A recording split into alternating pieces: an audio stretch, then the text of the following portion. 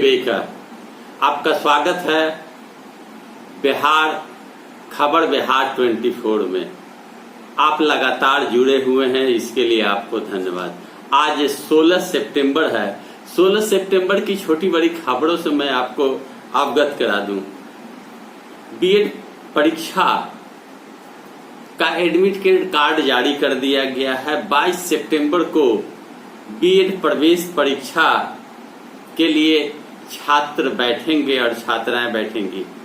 प्रवेश पत्र जारी कर दिया गया, यानी एडमिट कार्ड जारी कर दिया गया है। डाउनलोड करके आप देख सकते हैं। उधर मिथिलांचल के लिए बड़ी सौगात पीएम मोदी ने देने की बात कही है।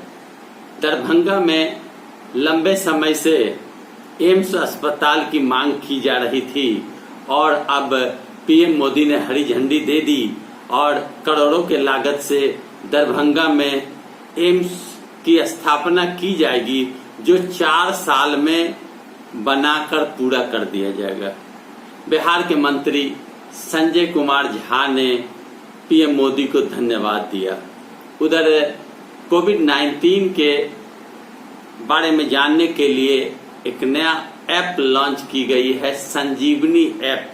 संजीवनी ऐप के माध्यम से आप कोविड-19 के विषय में क्लिक करते ही सारी जानकारी प्राप्त कर सकते हैं। उधर कोविड-19 के बढ़ते प्रभाव के कारण आंकड़े में तेजी से वृद्धि हुई है।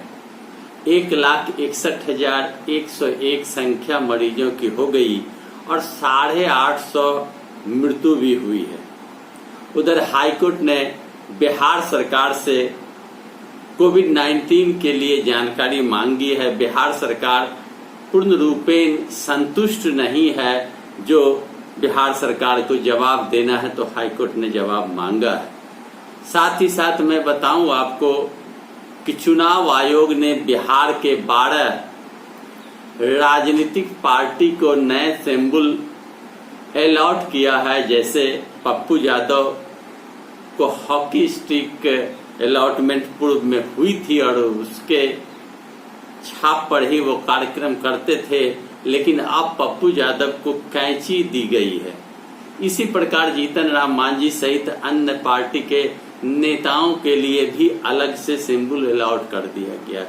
साथ ही साथ मैं बताऊं आपको कि चुनाव आयोग के पदाधिकारीगण बिहार के जिला के प्रत्येक डीएम और एसपी से मीटिंग कर रहे हैं। मीटिंग करके तैयारी का निर्देश दे रहे हैं। साथ ही साथ जितने भी वारंट और कुर्की जब्ती लंबित है वो पूरा करने के लिए कहा जा रहा है और शराब के खेप पर पाबंदी लगाने की बात भी कही गई है। पीएम मोदी मत्स्य पालकों के लिए और कई परियोजनाओं का भी घोषणा किया है। साथ ही साथ यह कहा जा सकता है कि चुनाव सामने है। 29 नवंबर तक चुनाव आयोग के कथनानुसार चुनाव करा ली जाएगी। चुनाव के समय ही पीएम मोदी ने कई बड़ी बड़ी घोषणाएं कर दी। अब इस घोषणा को अमली जामा कब तक पहनाया जाएगा? चूंकि पीएम मोदी और बिहार सरकार पर यह आरोप लगता है कि कई ऐसे योजनाओं का शिलान्यास और उद्घाटन हो चुका है जो कि धरातल पर है ही नहीं। तो बहरहाल अगर पीएम मोदी ने घोषणा करा है कई योजनाओं के बारे में तो अच्छी बात है, पूरा होनी चाहिए और इस घोषणा से आम जनता को लाभ मिलना तय है। बिहार के राजनीति हलकों में उठापटक जारी है। कहा जाता है कि तेजस्वी यादव अब नई सोच नई बिहार के नारा के साथ बिहार के युवाओं को अपने साथ लेकर बिहार के परिदृश्य को बदलने की सोच लेकर चल पड़े हैं। नई सोच नई बिहार बनाने का नारा दिया गया है। एक नया बिहार बनाने की जो बात कही गई है यह अच्छी पंक्ति है और बिहार में कई स्थान पर कहा जाता है कि टिकट फाइनल कर दिया गया है उम्मीदवारों का।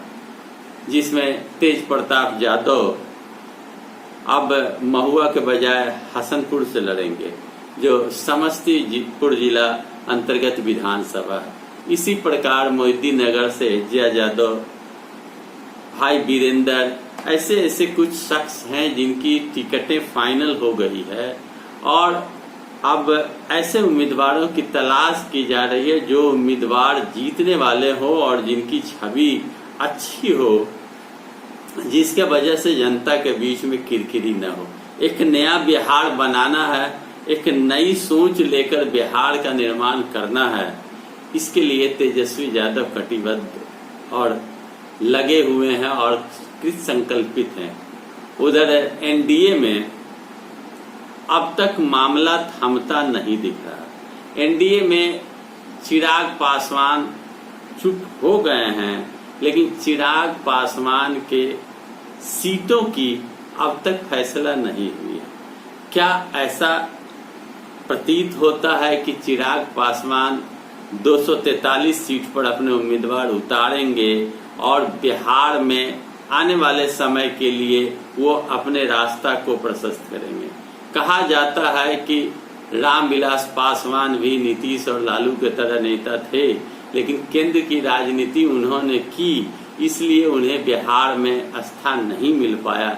लेकिन चिराग पासवान अब उस गलती को नहीं करना चाहते। मौसम का हाल बुरा है। बिहार के अत्यधिक जिले में बारिश लगातार हो रही है और सड़कों पर जल जमाव है, नालियों का कीचड़ सड़कों पर है। पटना हो, कटिहार हो, पूर्णिया हो, दरभंगा हो, अररिया हो, किशनगंज हो, मधुबनी हो, समस्तीपुर हो, प्रायः जिला में बारिश हो रही है और जिसके कारण सड़कों पर जल जमाव है। अब बिहार सरकार की पोल खुलती नजर आ रही है कि बिहार सरकार का नगर निगम, नगर परिषद कर क्या रही है। तो दोस्तों, अपना ख्याल रखें, स्वस्थ रहें। आप मेरे साथ जुड़े हुए हैं, लगातार आपका प्रेम प्यार से नहीं मिल रहा है। आप इस वीडियो को देखने के बाद आपको कैसा लगा कमेंट बॉक्स में आप लिखें। राय भी आप देना चाहते हैं तो आप मेरे कमेंट बॉक्स में जाकर लिखकर मुझे आप अपनी राय भी दे सकते हैं। साथ ही साथ बिहार में चुनाव होनी है और चुनाव के संदर्भ में अगर कोई जानकारी आप देना चाहते हैं तो कमेंट बॉक्स में आप मुझे दे सकते हैं। और लाइक कर दे वीडियो को, शेयर करें अपने दोस्तों यारों मित्रों के बीच और मेरे चैनल को लाल बटन घंटी दबाकर अवश्य सब्सक्राइब कर लें। धन्यवाद।